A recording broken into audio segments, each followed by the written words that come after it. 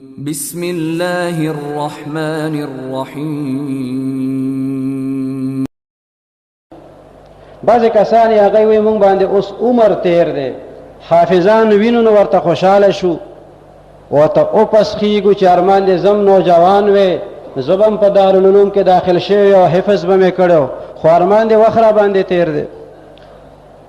دا خبره غلطه ده چې وخت تیر دی. کله چې قرآن شریف نازل شو، پیغمبر علیه الصلاۃ والسلام مبارک باندې قرآن پاک نازلېدو، نو چې څومره صحابه کرام په هغه زمانه کې وو، ټول نوجوانان نو چې د 10 کالو د 15 کالو، او بس هغه قرآن شریف را شروع کو، صفه دارالعلوم کې کېناست او بس سبق را شروع کو، یادول شروع کو. نه، هغه کې د 80 کالو کسان مو، د 80 کالو کسان مو، د 80 کالو مو، او هغه به قرآن شریف زده کولو، دغه مطابق به عمل کولو، دغه په تعلیماتو به ځان پویولو. نو وخت تیر نه دی. وخت اوس هم کمې پورې چې مونږ ژوندي یو، بس دا مونږ سره وخت دی، مونږ ته موقع ده، په دې کې کار پکار دی. د قرآن شریف څه ناڅه حصه هغه یادول پکار دي، زده کول پکار دي، بیا د هغې تلاوت یو سړی کوي. هغه یو عالم د دیني کتابونه به ووی چې کوم به پړاوېده په مدرسو کې، هغه چې سر ته ورسېده، دوره به خلاصه شوه، بیا به یو کتاب راغشتی و، استاذ ته به دا کتاب شروع کو. هغه به ورته دا کتاب خو تا ویلی دی تیر کال، وی خیر دی دا بیا ووایو، بیا به په هغې کې زمانه تېره شو،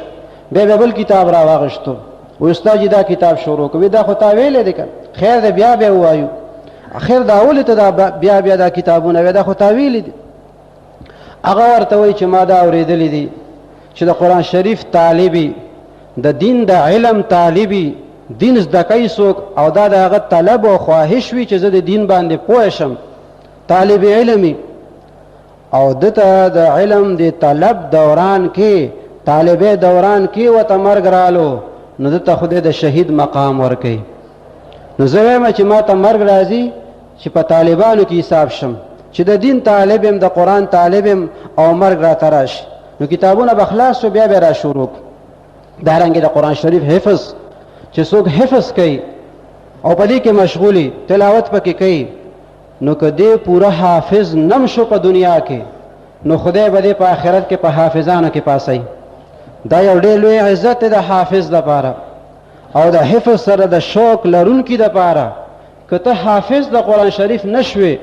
10 سپارې درته یاد نم شوې، خو چې ته ځان د حفظ طالب ګڼې، او دا د خواهش وي چې ما ته د قرآن شریف یاد شي، او خپل وس مطابق کوشش هم کوي په هغې کې، کله یو آیت یاد کړی، کله 2 آیتونه یاد کړی، داسې ورپسې لګې، او دې دوران کې تا ته مرګ رالو، نو که خیر انشاءالله په حافظانو کې به شمارېږي، په حافظانو کې به پاسې، او کوم عزت چې د حافظ قرآني، هغه عزت به الله تعالی تا ته هم درکوي. او الله